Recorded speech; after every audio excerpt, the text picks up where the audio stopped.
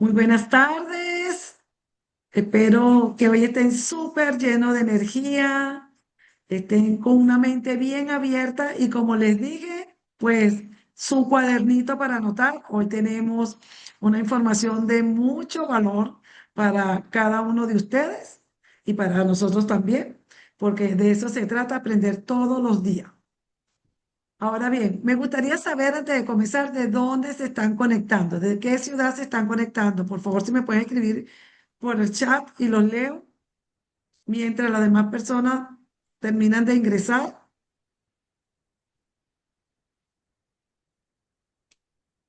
¿De dónde se están conectando? Vamos a leerlos.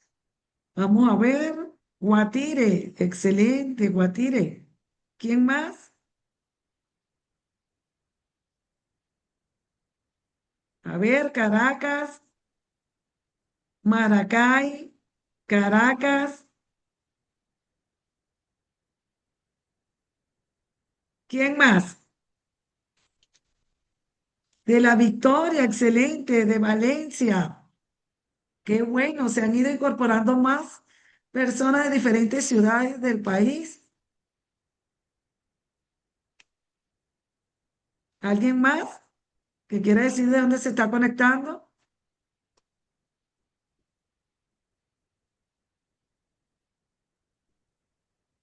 Bueno, mi nombre es Franis Teller y de verdad quiero darle la más cordial bienvenida a nuestro segundo día del Rally Inmobiliario de Real Vicio. O sea, para mí es un placer y un gusto tener tantas personas conectadas aquí en una sola visión, que es ser mejor persona que el día anterior.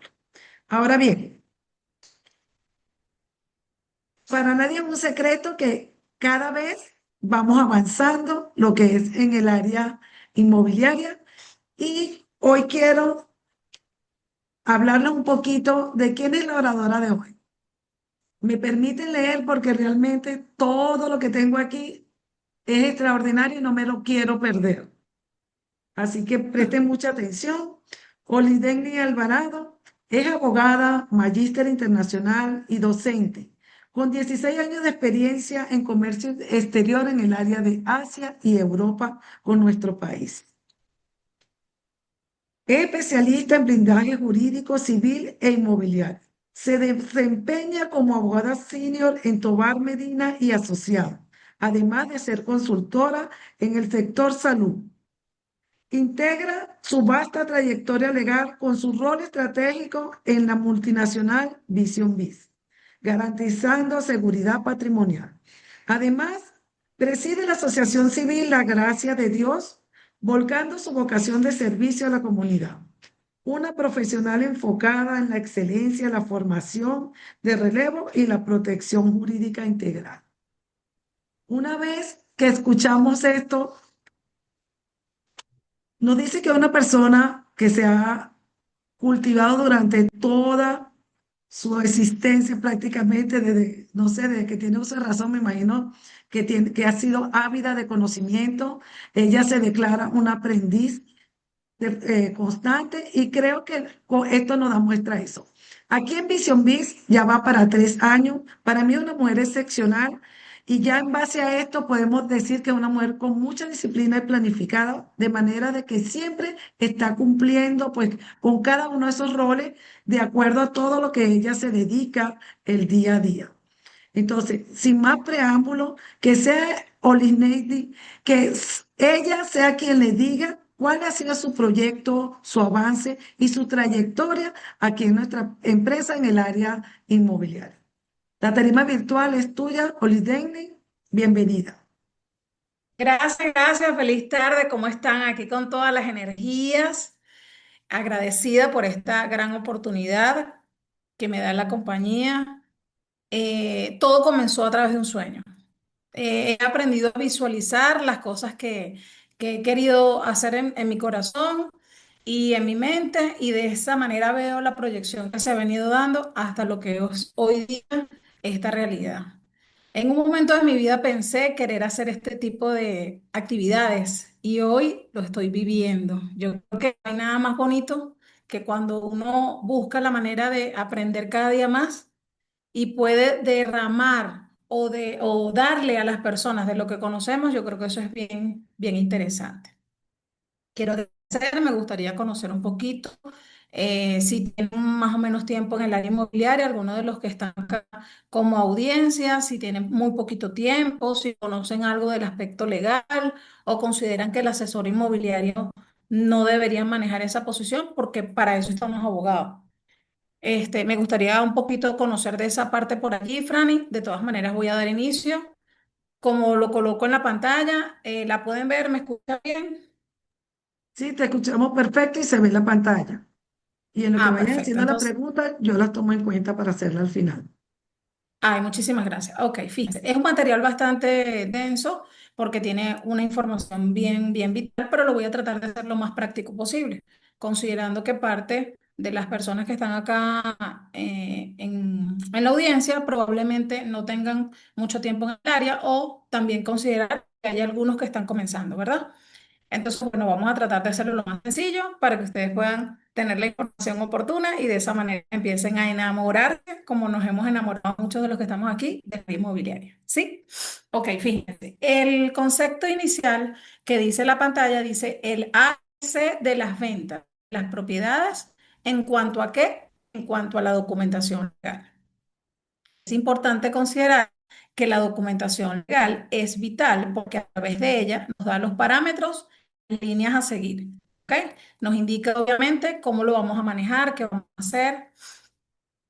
Permítanme un momento acá. Ok, fíjense. La importancia de la documentación en la captación. Hay una cosa que es vital, que ustedes saben que tenemos los bienes muebles y los bienes inmuebles. Los bienes muebles pudiéramos decir que son mobiliarios, vehículos, y los bienes inmuebles son lo que son las propiedades que no se pueden movilizar. ¿Ok? Entonces, había una situación inicial cuando las personas no entendían por qué se manejaba lo que era la notaría y lo que es ahora el registro.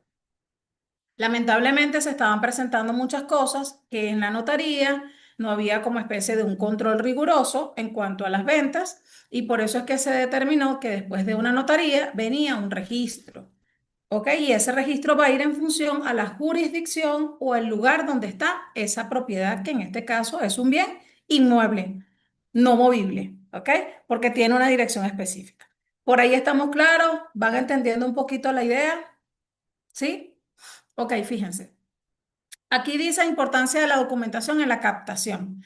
¿Qué es la captación? Es la opción que tiene el asesor inmobiliario de recibir un inmueble para poderlo publicar y de esa manera gestionar la venta del mismo. ¿Ok? Entonces, en ese caso, la captación es la primera base o el inicio de cómo podemos gestionar la negociación. ¿Ok? Fíjense, ¿qué es importante evaluar en las captaciones? Garantizar la legalidad del inmueble para verificar si lo que estamos vendiendo, en este caso, o se va a comprar, es lo que realmente está acorde a un documento, ¿sí? Incrementa la confianza del comprador. Cuando un comprador ve que tienes los documentos a la mano, le da cierta tranquilidad sabiendo que va a poder hacer un buen desempeño y va a obtener un bien que él tanto había soñado, ¿sí? Agiliza el proceso de la venta o del alquiler. Entendamos que hay personas que pueden comprar, pero asimismo hay otros que pueden generar el proceso de alquiler. Hay países donde hay mayor mundo en función a los alquileres en relación a otros que gestionan mayores ventas. Evitan conflictos y malos entendidos, porque obviamente al tener toda la documentación en regla, podemos hacer una negociación limpia o como debe ser, con todos los parámetros legales, y de esa manera se llega a un feliz término. Facilita la valoración correcta del inmueble, porque a través de eso podemos conocer realmente cuál es el valor real de ese bien. Ahora bien, ¿cuáles serían los documentos para nosotros manejar la venta? Inicialmente es importante considerar que debemos tener algo que se llama cédula catastral. Cada alcaldía, dependiendo del lugar donde esté, ellos tienen un modelo de cédula catastral. No necesariamente es la misma cédula la que yo voy a recibir en una alcaldía, por ejemplo, de Libertador, a la que está en Baruta, que es el estado Miranda. No necesariamente es el mismo formato. Sí es importante que cumplen cosas elementales, que son los datos del inmueble que se va a generar la venta. Pero eso no quiere decir que va a tener el mismo modelo o el mismo formato, ¿sí? Para que no se sientan como que, oye, pero es que será esta o no será aquella, que tengan cierta confusión. No, ese documento depende de las condiciones que establezca la alcaldía correspondiente, ¿sí? La cédula catastral simplemente maneja la posición que tienes todos los recaudos e información vital de esa propiedad. Y es importante porque esa debe estar actualizada. Las cédulas de identidad. Recuerden que en países, hay algunos países donde hablan del ID, que es la identificación. En Venezuela estamos hablando que es una cédula de identidad, donde indica si la persona es extranjera, es naturalizada o en sus efectos es venezolana. ¿Vamos bien por ahí? ¿Sí? Ok. Registro de información fiscal.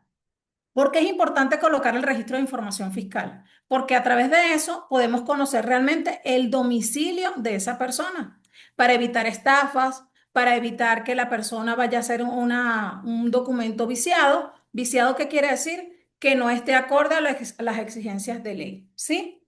Documento de propiedad del inmueble. Simplemente en ese documento nos indica quién es el comprador de ese inmueble, que en este caso es el propietario, ese es el nombre que se le da, y él es el que estará en la disposición de poder poner en venta su propiedad, ¿sí? Puede haber uno, pueden haber dos propietarios de un inmueble, sí, todo depende, porque puede ser un matrimonio, pueden ser dos personas solteras, puede ser una compañía, eso es importante conocerlo, ¿ok? Los documentos van a depender del inmueble, si en este caso es un inmueble o en este caso también pudiera ser un terreno, todo depende. Hay condiciones distintas para un caso y el otro. La cédula catastral, ya les hice mención de la misma, ¿verdad?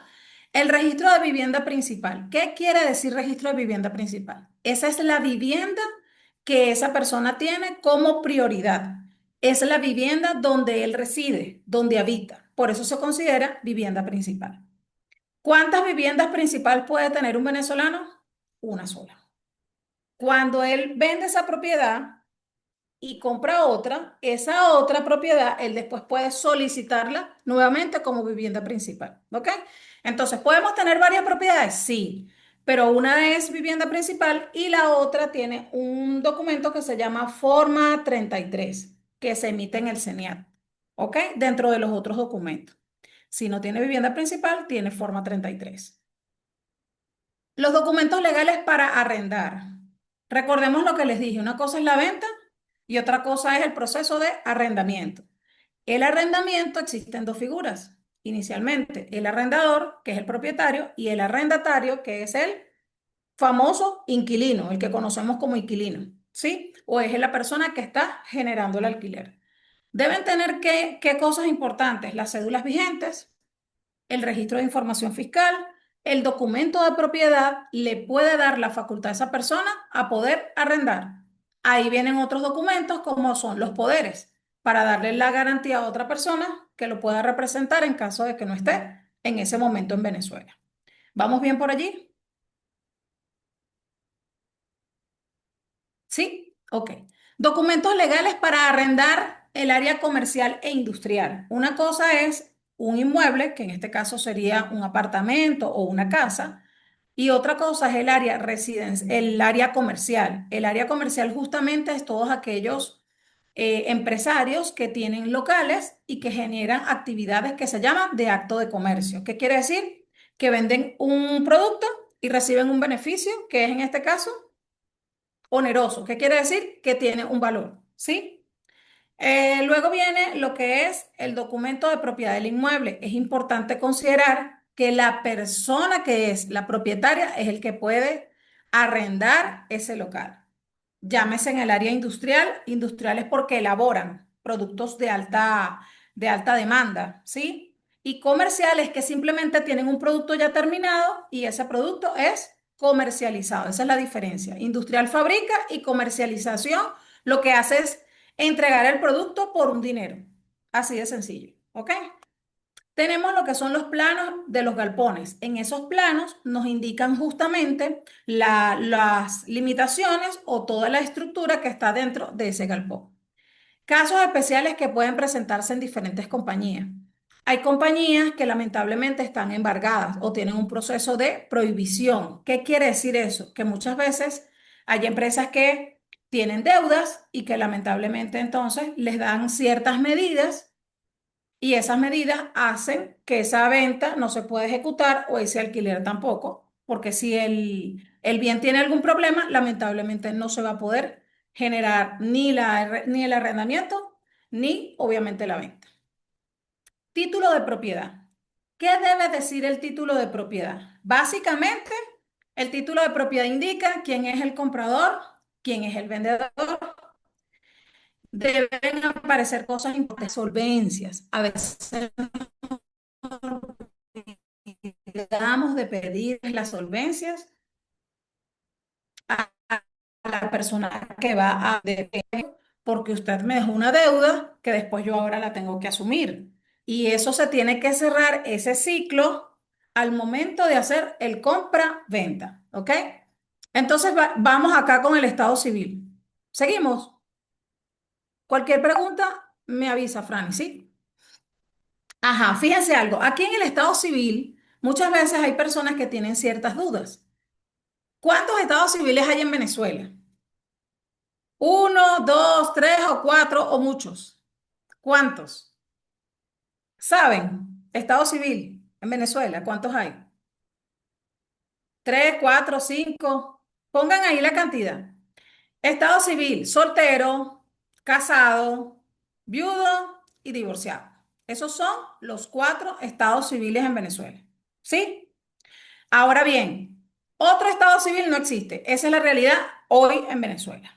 Los datos registrales deben ir en función a ese compraventa. Si la persona dice ser soltera, debe estar soltera. Y si está casada, ¿qué es lo más lógico? Que haga el cambio en el SAIME, que es la entidad correspondiente para cambiar el estado civil de soltero a casado. ¿Ok? Ventas simple con hipoteca. Yo les decía ayer y en varias de las ponencias que cuando yo tengo un documento compraventa que es sencillito y simple, yo puedo decir este documento o esta empresa o este bien está súper bien, porque simplemente es un pequeño documento que está sencillo, ¿verdad?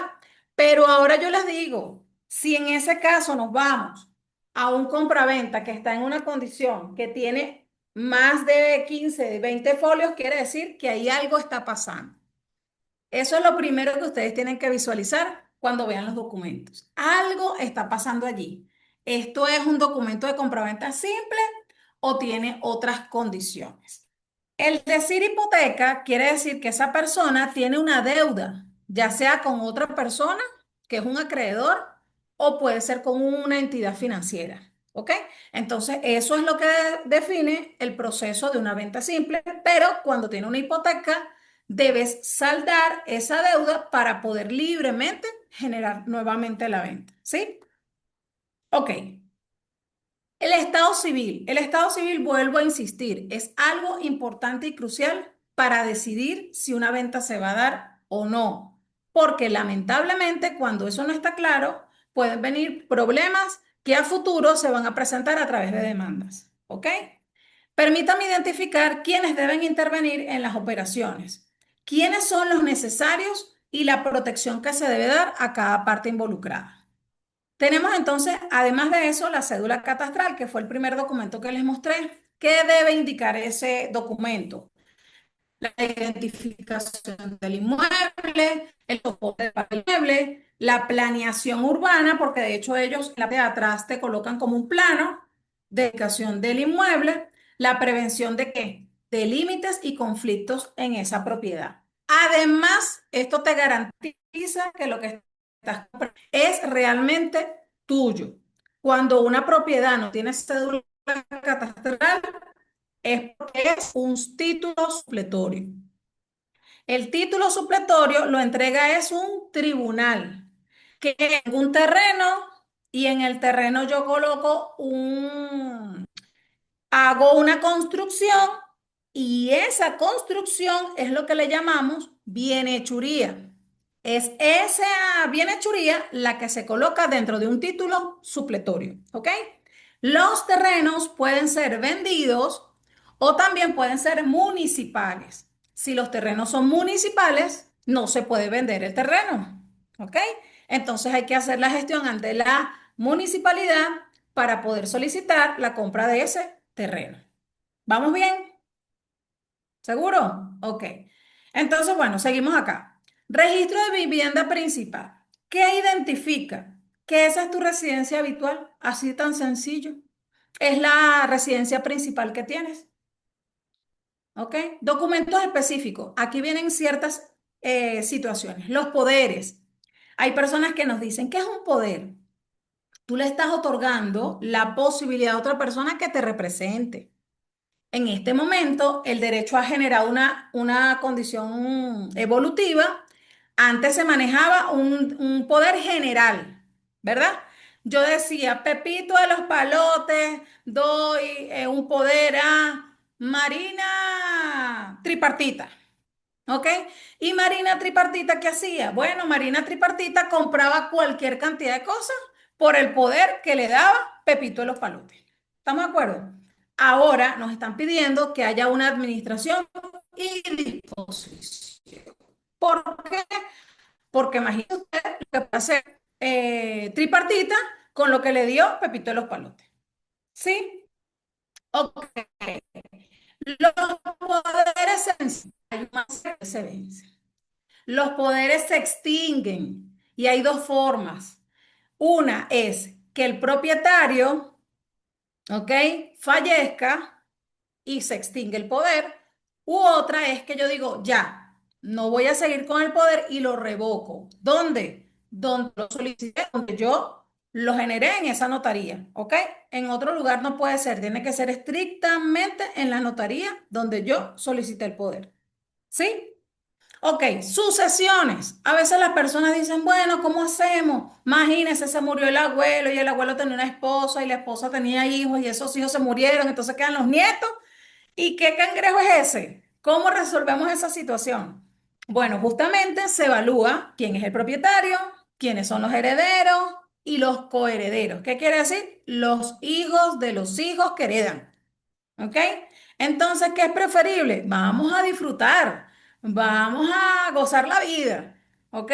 Y si podemos definir en vida qué es lo que vamos a gestionar para después cuando fallezcamos, es preferible. ¿Ok? Para evitar problemas.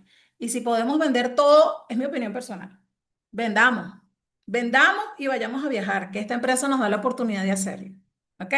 Entonces, fíjense, la sucesión lo que dice es que cuando la persona muere, ¿qué le pasa?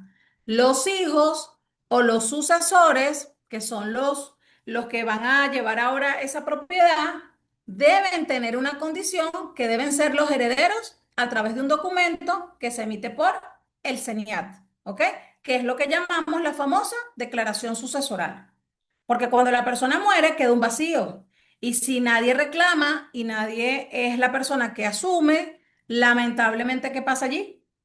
Automáticamente el Estado se puede quedar con ese bien, porque no hicieron la declaración sucesoral. Vean lo importante y lo trascendental que es una declaración sucesoral para poder generar la venta de un bien. ¿Ok? Las hipotecas, hay hipotecas de primer grado, de segundo, de tercero, entre otras. Y esas hipotecas simplemente es que esa persona ya no posee la propiedad porque hay otra empresa o hay un acreedor que es la persona que le genera el préstamo y debe cubrir ese préstamo para volver a obtener la propiedad. Los títulos supletorios ya se los expliqué. La separación de bienes. Es importante considerar que cuando una persona se casa, hay un vínculo que se llama acto de matrimonio, ¿verdad? Cuando esa persona se casa, tiene algo que es una comunidad conyugal. Desde el momento que se casan, tienen todo lo que compran es de ambos, ¿ok? La única manera, señores, de poder disolver un matrimonio es a través del divorcio. La única manera de disolver la comunidad, que es la parte patrimonial, es a través de la separación de bienes. Es necesaria. No podemos considerar que si la persona se casa, se separa, se rejunta con otra persona, se rejunta con otra. La primera, que es la esposa, va a seguir, ¿verdad? Recibiendo beneficios de ese bien que obviamente lo tenían que desde el momento que se casaron. Entonces, para que eso les quede claro, el matrimonio se disuelve a través del divorcio y la comunidad conyugal, que es lo que patrimonialmente reciben, ¿qué es lo que deben hacer allí? Deben hacer el proceso del divorcio y la separación de bienes. Si no separan bienes, esa persona puede tener la opción de poder recibir beneficios después de divorciado.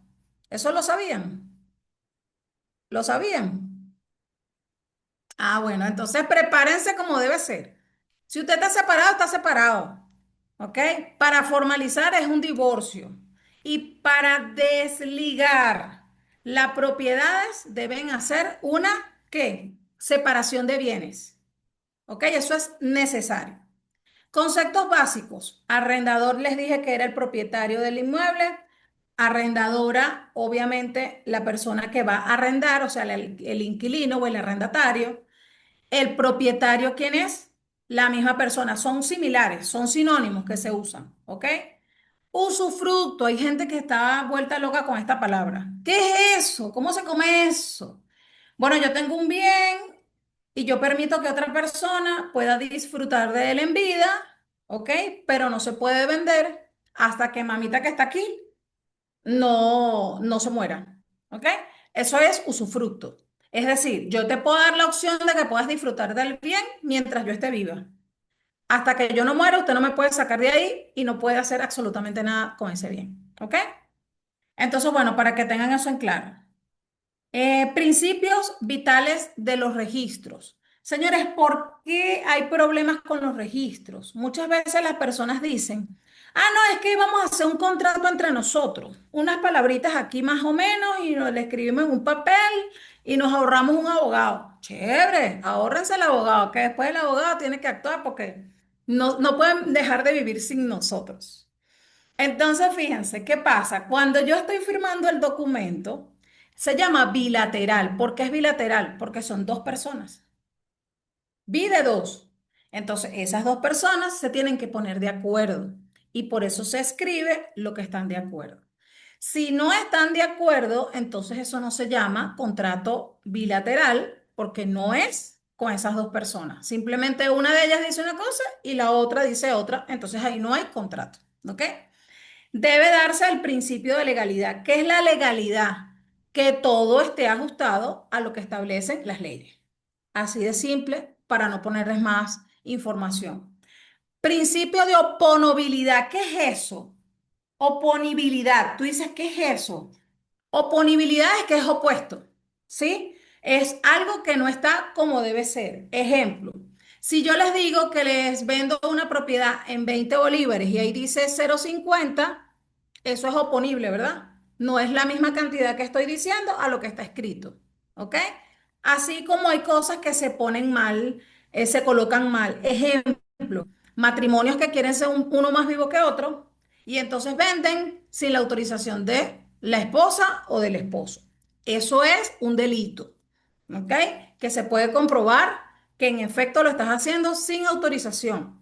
Por eso ahora los registros piden autorización del esposo, aun y cuando aparezca en la cédula soltero, para que estén pendientes de esos detalles, ¿ok? Fundamentos legales, básico, Constitución, que es nuestra Carta Magna, el Código Civil. En el Código Civil nos dicen, señores, miren, este es uno comentado, nos dice todo lo que tenemos que hacer como personas, las naturales que somos nosotros y las jurídicas que son las empresas. Desde aquí parte todo. ¿Ok?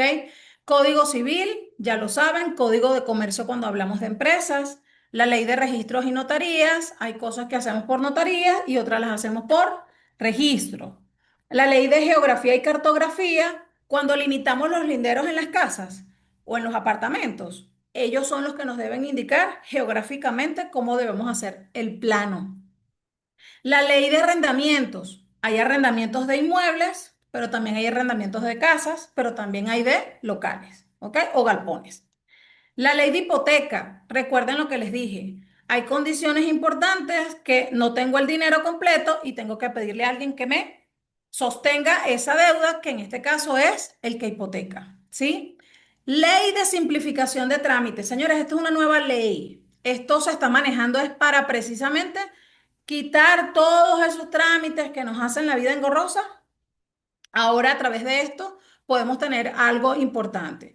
Innovador reciente es que ahora yo voy y pido una legalización, ¿ok? De un acta de nacimiento, por ejemplo, y la hago por el registro del SAREN por en línea y luego lo puedo apostillar inmediatamente. Antes tenías que esperar que te dieran una cita en el Ministerio de Relaciones Exteriores y una serie de cosas que te podían llevar hasta 4, 5 y 6 meses. Ahora no, ahora lo puedes, perdón, hacer en línea y es de la forma un poco más sencilla. Un costo un poco elevado, sí, pero se puede hacer el proceso a través de online, ¿ok? La ley de datos y mensajería. Señores, cuidado con lo que escribimos por mensajes de WhatsApp y lo que escribimos por texto, porque ya eso tiene valor probatorio. ¿Qué quiere decir? Que ya yo puedo usar eso como una prueba de la decisión que se tomó en esa venta, por ejemplo. ¿Ok? Eso no se veía antes, pero ahora eso sí tiene un carácter de prueba establecida por los tribunales, para que lo sepan. ¿Sí? Ok, fíjense. Existen resoluciones y circulares. Esto, lo que simplemente les quise hacer ver acá, es que se está buscando de generar mejoras, condiciones, que el sistema sea un poco más automatizado que lo que era antes, que teníamos que hacer muchas colas para poder llevar y presentar documentos. Ahora nos los revisan online, simplemente un registro de SAREN en línea y nos dice. Esto lo que dicen las circulares es saber realmente para qué se usan los registros. Y los registros lo que te está dando es la garantía de que el que te está vendiendo es el que tiene la condición y la facultad de propietario, para que no tengas el problema luego de decir que esa propiedad no es tuya. ¿Ok?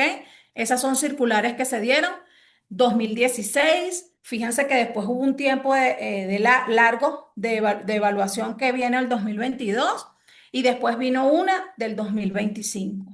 No profundizo porque precisamente estoy tratando de darle información esencial o detallada para que ustedes conozcan un poquito de las evoluciones que se han venido dando y de lo importante de lo que es hacer un documento por registro. Ok, fíjense. Autenticación. Hay personas que están confundidas. Ay, ¿qué es lo que yo voy a hacer en la notaría? Y no saben qué es lo que hacen en la notaría.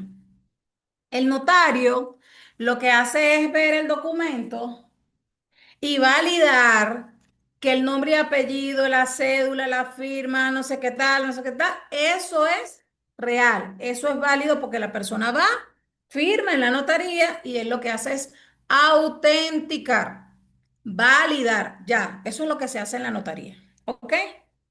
¿Qué hacemos en la protocolización? La protocolización es lo que se hace en el registro. Yo hago una compra o hago una venta y protocolizo y eso queda registrado en un libro, ¿ok?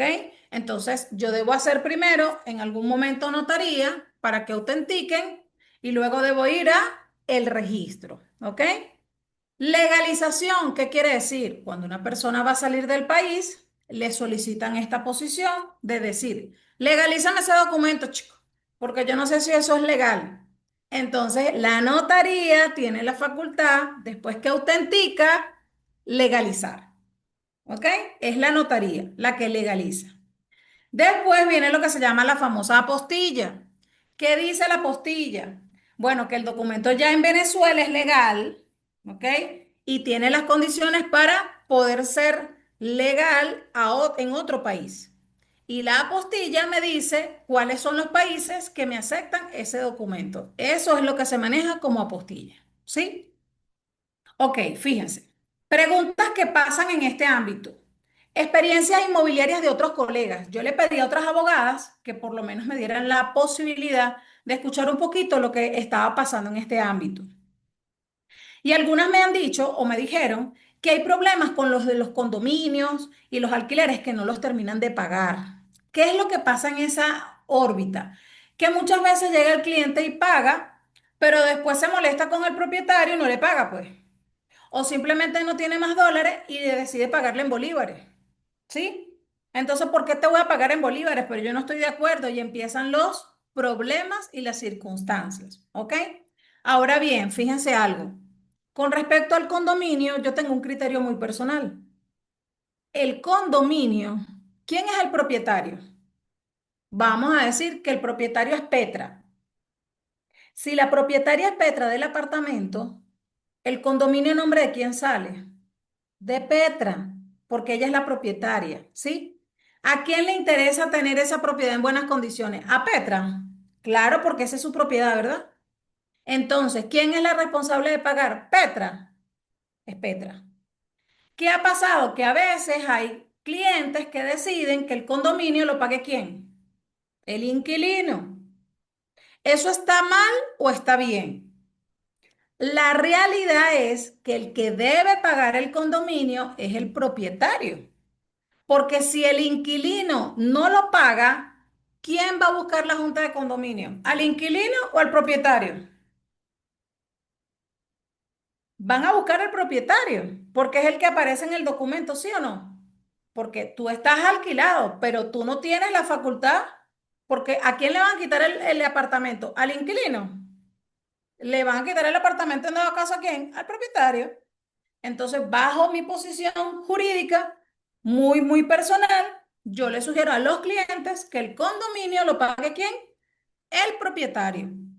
El propietario puede definir un precio más elevado y él cubre allí el monto del condominio, pero la responsabilidad legal de quién es? Del propietario. Les estoy poniendo todas estas cosas porque es el día a día, es lo que está pasando realmente en Venezuela. Existe otra situación. Se pueden hacer mediaciones o desocupaciones. Ese tema es una tela larga para cortar. Se pueden hacer mediaciones o desocupaciones. O desocupaciones.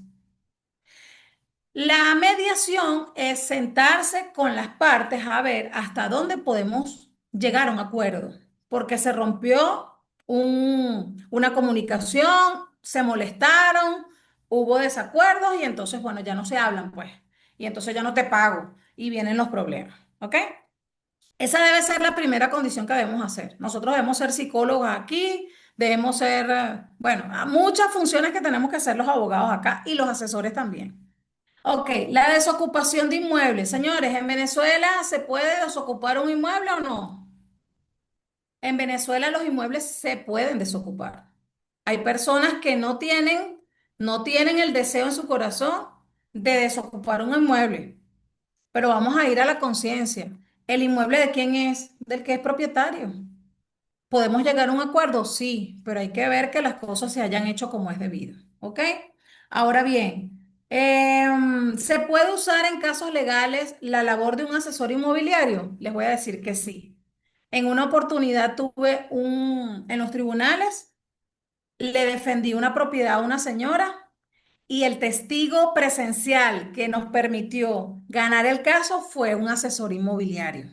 ¿Por qué? Porque el asesor inmobiliario llevó la venta con toda la documentación correspondiente y al momento de generarla se pudo demostrar que el que estaba reclamando había mandado documentos falsos.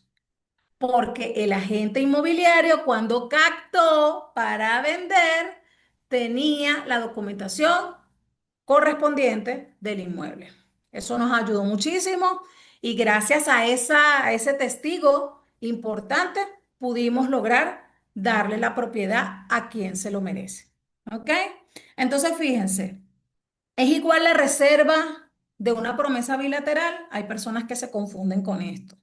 Señores, la reserva es netamente el pago a la inmobiliaria que gestiona la acción, la comisión. La reserva es para eso, nada más y nada menos. Ahora, cuando hacemos la promesa bilateral es porque nosotros tenemos la posibilidad de que dos personas se ponen de acuerdo, que es el comprador y vendedor, y le van a dar un adelanto de dinero al que va a vender. ¿Ok? Por eso es importante definir la diferencia de reserva y promesa bilateral. Una cosa es para la gestión inmobiliaria, que es la reserva, y otra es la promesa bilateral, donde le damos un adelanto de dinero ¿a quién? Al propietario del inmueble. ¿Sí? Ok, fíjense. Los depósitos pueden usarse para pagar los canos. Les digo que no. Los depósitos no se pueden usar para pagar el canon, ¿ok? Porque depósito, su palabra lo dice, es un depósito que yo le doy al propietario en divisas, en bolívares, como él te lo defina, ¿sí? Y lo debo recibir de la misma manera cuando yo termine el compromiso que tengo con esa persona de un arrendamiento o obviamente cualquier otra acción que se quiera manejar en las ventas también, ¿ok? Los depósitos como tal se maneja estrictamente más es en el alquiler. Ustedes saben que hay personas que dicen, no, ¿cuántos meses de depósitos voy a pedir? Voy a pedir 8. No, señores, la ley no dice eso. La ley no dice 8, ni 6, ni 4. ¿Ok? Hay un mínimo de 1 a 2 meses de depósito, ¿ok? Para que eso lo tengan claro por allí. ¿Es un riesgo no perfilar bien un cliente? Sí, señores, porque si ustedes no perfilan bien un cliente, lamentablemente ese cliente puede hacer cosas indebidas y puede mentirles. Y una situación que pudo haber comenzado en un ámbito inmobiliario puede terminar en el ámbito penal. Puede llegar hasta cometer un delito o puede ir preso. ¿Ok? Ahora, ¿un caso inmobiliario puede llegar a una instancia penal? Sí. Sí, ustedes han escuchado comentarios o situaciones puntuales donde lastimosamente hay personas que se dedican a hacer los negocios indebidos y lastimosamente tienen que tener una presentación ante un ministerio público para decir a dónde fue el dinero que usted recibió. ¿Ok? Hay gente que se enriquece de un bien que no es suyo. Hay personas que supuestamente administran un bien que nunca es suyo o nadie se lo dio. Entonces eso es un delito. ¿Ok? La legalidad de las firmas digitales. La gente me pregunta, ¿puedo yo vender un apartamento con una firma? ¿Eso es legal? La firma digital, si está amparada con la mensajería de texto y firmas electrónicas, se puede gestionar el proceso de inicio de compra. Pero cuando uno registro todavía la digital, yo llego, la firmo y la escaneo. Esa es la digital. Pero la electrónica es la que lleva el código de la entidad en este momento en Venezuela, que es una superintendencia, ¿ok?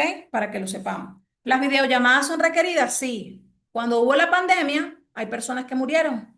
Entonces, los registradores y los notarios deben garantizar que esa persona no murió, el que dio el poder. Por eso se necesita hacer una videollamada. El verdadero lujo en el sector inmobiliario, señores, es una asesoría sin sorpresas y con un total respaldo. Ahora sí me dedico a escuchar y a ver las opiniones, las sugerencias, bienvenidas van a ser, y cualquier inquietud que les haya quedado de esta ponencia. Su humilde servidor aquí para ustedes. Muchísimas gracias. Excelente, Oli, gracias, de verdad, una cátedra en el tema. Aplauso para Oli, por favor, vamos. 777 allí por acá. Vamos a ser agradecidos por tremenda exposición el día de hoy. Y bueno, Oli, vamos a leerte, hay algunas preguntas. Y la primera es, vamos a verla acá. A ver. Mm, Ay, déjame ver acá un poquito. Ok. Si está casado, pero no tiene cédula de casado y ya está con otra persona, ¿se puede vender las propiedades? No, no, porque vuelvo y repito, cuando usted se casa, tiene que divorciarse, ¿sí? El divorcio desvincula el matrimonio, pero cuando usted tiene una propiedad debe tener una partición de bienes. La persona que se había casado con usted le tiene que o donar esa otra parte o darle una cesión de derecho. Es decir, yo te cedo mi 50% y ahí sí pudiera vender.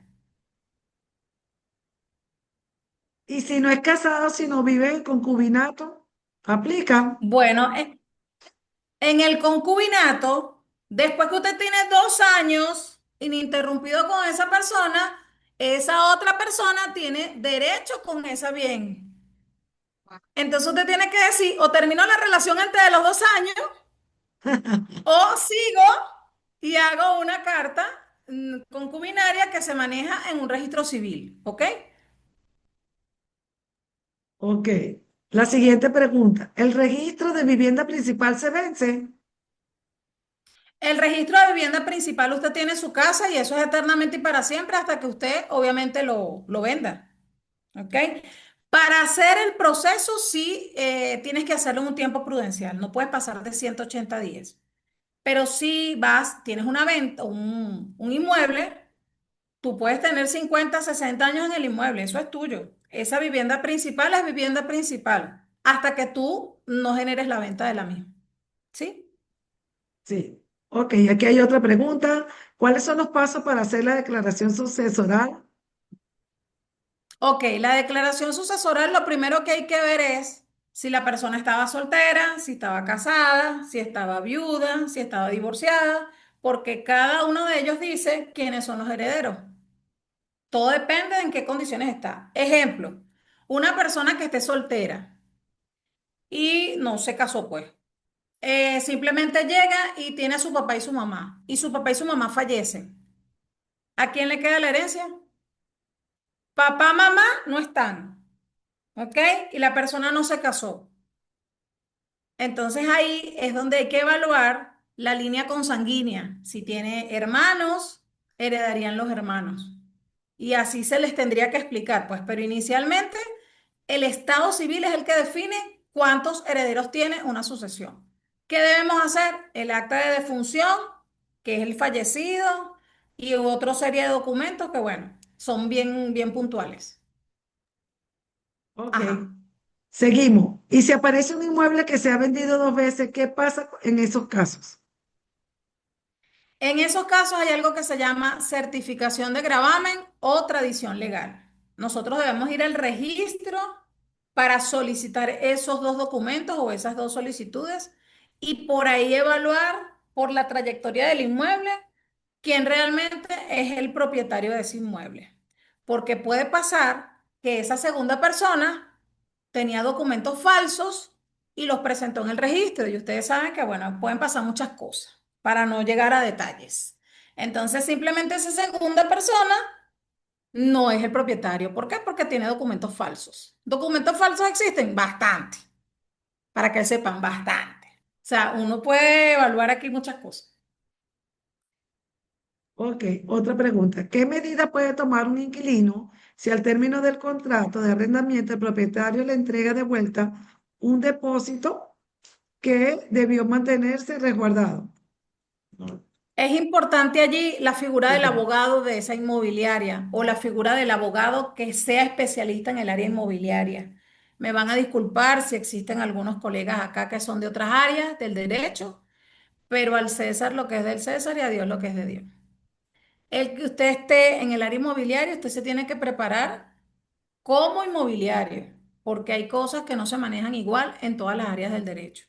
Entonces, si usted cuenta con un abogado que le haga el documento como es debido, puedo asegurarle, amigo mío, que usted puede recibir ese depósito. Les cuento algo rapidito. Tuvimos un caso de una desocupación en la empresa, en nuestra empresa, en Vision Biz, donde tuve la oportunidad de poder trabajar en función a esa solicitud encarecida que estuvimos allí evaluando el caso. Y el inquilino exigía el pago del depósito, pero él debía 6 meses de canon de arrendamiento. Ujú. Entonces ahí teníamos que manejar un proceso que se llama desocupación. Señores, en Venezuela la desocupación se da. Así usted tenga niños, tenga adultos mayores, tenga mascota, tenga quien tenga. ¿Por qué? Porque el negocio o la gestión la hizo usted con un adulto, con una persona jurídica o con una persona natural, no la hizo con un niño, ni una niña, ni un adolescente. Hay personas que han llegado y han dicho, bueno, yo voy a, no sé, a meter a mis hijos, a mis nietos, a mis amiguitos, a mis primos, para que no me saquen del apartamento. Pues déjenme decirles que no es así. Persona que hizo la negociación. ¿Cuándo se presenta la oportunidad de desocupar a alguien? Cuando incumple. ¿Y cuando incumplen qué? Lo primero que hace es incumplir en el pago. Si usted tiene 2 a 3 pagos que no hace, usted es candidato a una desocupación. ¿Ok? En el caso del depósito que tú me estabas diciendo, es importante que el abogado blinde bien que solamente se debe entregar al momento de cerrar la negociación. Es decir, cuando se acaba el contrato, le dan unos días prudenciales. Y si no, bueno, se va a la instancia que se tenga que ir. Si está alquilado, se va a Sunavi. Y si está en una venta, se puede llevar una demanda. Pero el abogado, antes de ir a una demanda civil, que es por daños y perjuicios, puede ir a hablar, a conciliar y a mediar. Esas serían más o menos las alternativas. Ok. Y una pregunta con respecto a eso. ¿Y si el inquilino, por ejemplo, tiene un contrato de 6 meses y se quiere ir a los 4 meses, qué pasaría con el depósito? ¿Y qué pasaría con los siguientes 2 meses? ¿Se le cobraría al 100%? ¿Tendrían que llegar a un acuerdo? ¿Cuál sería el procedimiento? Bueno, inicialmente hay que cumplir lo que dice el contrato, es lo primero. Si en el contrato existen algunas condiciones especiales donde hay una comunicación previa entre el inquilino y el propietario y se pueden entender y pueden ver que es una situación de fuerza mayor. Ejemplo, me salió un estudio internacional y no lo tenía contemplado ahorita, pero me están diciendo que si no pierdo la beca y la beca cuesta más que el alquiler de los 2 meses, ¿sí? Las personas pueden llegar a acuerdos, es lo primero. Si no, en esos documentos hay cláusulas. Hay cláusulas que se estudian y pudieran llegar a una conciliación. O se hace la totalidad de la cláusula o simplemente se puede llegar a ser parcial. Todo depende del primer encuentro que tengan las dos personas y pueden llegar a acuerdos. Acuérdense que el contrato es acuerdo entre dos partes. Y si ellos quieren hacer algo que se llama addendum, se puede hacer un documento adicional que aclare el por qué cerraron la negociación, porque ahí se coloca. Puede ser antes o al momento del cierre del contrato. O sea, esas cosas se pueden condicionar dentro del contrato de compraventa o de alquiler.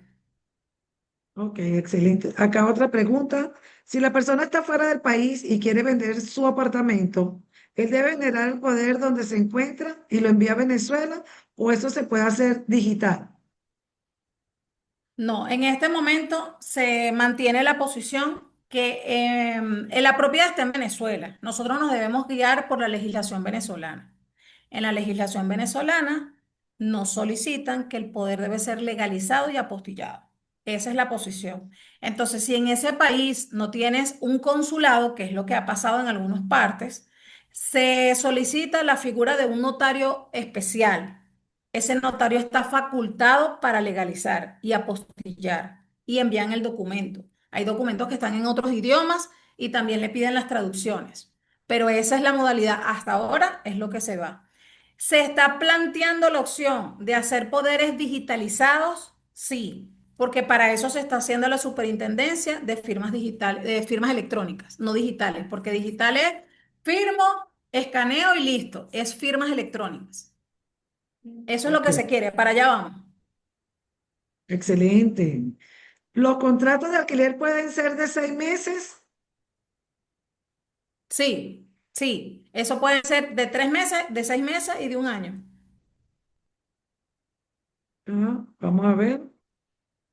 Creo que ya no hay más preguntas. Ok, ya con esto terminamos la sesión de preguntas.